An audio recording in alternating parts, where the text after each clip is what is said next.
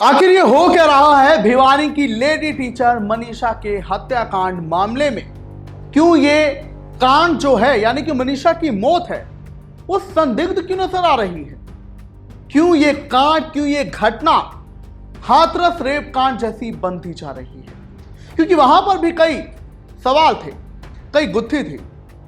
अब हो क्या रहा है मैं आपको बताता हूं, और लोग आखिर ये क्यों कह रहे हैं कि ये मामला पूरा का पूरा हाथरस जैसा बनता जा रहा है, बताता हूं। नमस्कार, आप देख रहे हैं इंडिया की दहाड़, मैं हूं आपके साथ ओम पांडे। एक बात है, मनीषा इस दुनिया से चली गई है। एक होनहार लड़की जो कि नर्स बनना चाहती थी, नर्स बनकर देश की सेवा करना चाहती थी, वो अब हमारे बीच नहीं है। हालांकि उसकी मौत को लेकर कई सवाल हैं। पुलिस ने बीती शाम यह बयान दिया कि मनीषा का हत्याकांड नहीं बल्कि मनीषा ने आत्महत्या की। उसने कीटनाशक दवा अपने उस प्राइवेट स्कूल से 2 किलोमीटर दूरी पर एक दुकान थी, वहां से खरीदी, उस जो है जहर को पिया और दुनिया से चली गई। रात में मनीषा के पिता बयान देते हैं कि हम पुलिस की जांच से संतुष्ट हैं, प्रशासन अपना काम कर रहा है, उन्होंने समाज के हित में यह फैसला लिया है और मैं मेरी बेटी का पूरे मान सम्मान के साथ अंतिम संस्कार करूंगा। यानी कि पुलिस प्रशासन ये जो कह रहा था कि मनीषा ने आत्महत्या की है, कहीं ना कहीं परिवार इस बात पर राजी हो गया था। लेकिन आज उसी के पिता, मनीषा के पिता संजय फिर आते हैं और वीडियो जारी कर कहते हैं कि मेरी बेटी ने आत्महत्या नहीं की है, मुझे मेरी बेटी पर विश्वास है, वो आत्महत्या कर ही नहीं सकती। मेडिकल टीम ने ऐसे दिखाया है कि उसने आत्महत्या की है, लेकिन मैं कह रहा हूं कि उसने आत्महत्या नहीं की है। प्रशासन ने कमेटी पर दबाव डाला जो कि इस केस की जांच कर रही है, और कमेटी ने मुझ पर दबाव डाला कि मैं इसे आत्महत्या मान लूं, लेकिन अब मैं डट खड़ा हूं और मैं ये नहीं मानूंगा क्योंकि मेरी बेटी आत्महत्या कर ही नहीं सकती। संजय ने यह अपील की है कि उनकी बेटी को इंसाफ दिलाने के लिए हर कोई सहयोग करे जितना हो सके। और अब ये मामला पेचीदा क्यों होता जा रहा है? क्योंकि कल जहां मनीषा के पिता ने यह बयान दिया था कि मैं खुश हूं, पुलिस की जांच से संतुष्ट हूं और मैं मेरी बेटी का अंतिम संस्कार करूंगा, वहीं पिता आज फिर पलट जाते हैं और यह बयान देते हैं कि मुझे दबाया गया। तो सवाल यहां पर उठता है कि आखिर क्यों मनीषा के पिता को दबाया गया? किस पर दबाव था? कमेटी पर। कमेटी पर आखिर किसने दबाव डाला कि वो इसे आत्महत्या बोले? और क्यों दबाव पिता पर डाला गया? यह सवाल जैसे कि आरोप पिता ने लगाया है कि मुझ पर दबाव डाला गया। कौन है ये जो दबाव डाल रहा है पुलिस पर? कौन है ये जो दबाव डाल रहा है कमेटी पर? कौन है ये जो दबाव डाल रहा है मनीषा के पिता पर? क्यों ये बैठक में दबाव डाला गया? क्यों सच को सामने नहीं लाया जा रहा है? जहां पूरा गांव ढाणा लक्ष्मण ये कह रहा है कि हम हमारी बेटी को इंसाफ दिलाकर रहेंगे, हम मनीषा के परिवार के साथ हैं, और वो राजी नहीं है अंतिम संस्कार के लिए। उन्होंने पूरे गांव के रास्ते सील कर दिए और वो कह रहे हैं कि हम अंतिम संस्कार नहीं होने देंगे। लेकिन वहीं पुलिस ने भी गांव में आने जाने वाले सभी रास्तों को बंद कर दिया है सुरक्षा को मेंटेन करने के लिए। कल पूरे हरियाणा में छात्र और सामाजिक संगठनों के द्वारा मनीषा के लिए आवाज उठाई गई। जहां अभी तक यह सवाल हो रहा था यह हत्याकांड है, इसे हत्याकांड लोग कह रहे थे और वो ये पता लगाना चाह रहे थे कि रेप हुआ कि क्या हुआ, मनीषा की हत्या कैसे हुई।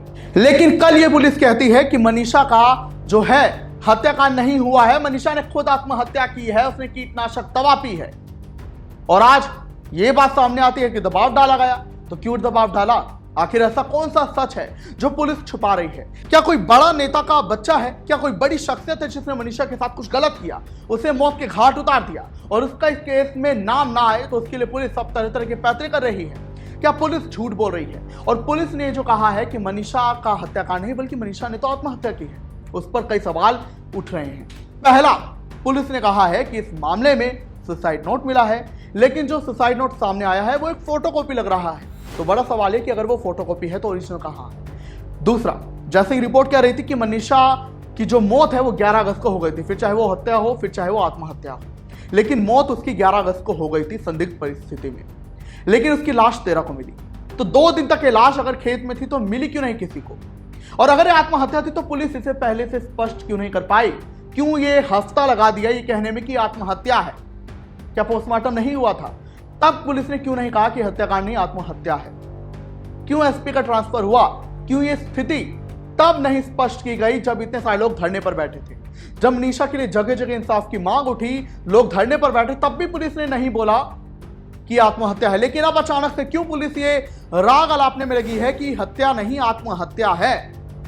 अरे वो लड़की जो प्लेवे स्कूल में इसलिए पढ़ाने गई ताकि माँ बाप पे बोझ ना बने, पैसा इकट्ठा करे, नर्सिंग कॉलेज में एडमिशन ले, वो लड़की आखिर आत्महत्या क्यों करना चाहेगी?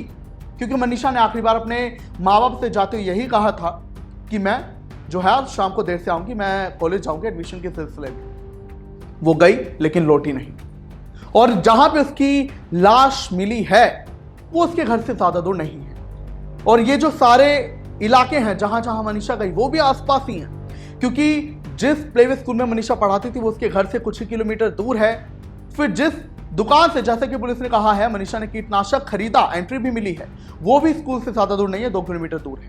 फिर वो नर्सिंग कॉलेज भी मुश्किल से उस दुकान से 2-3 किलोमीटर दूर है।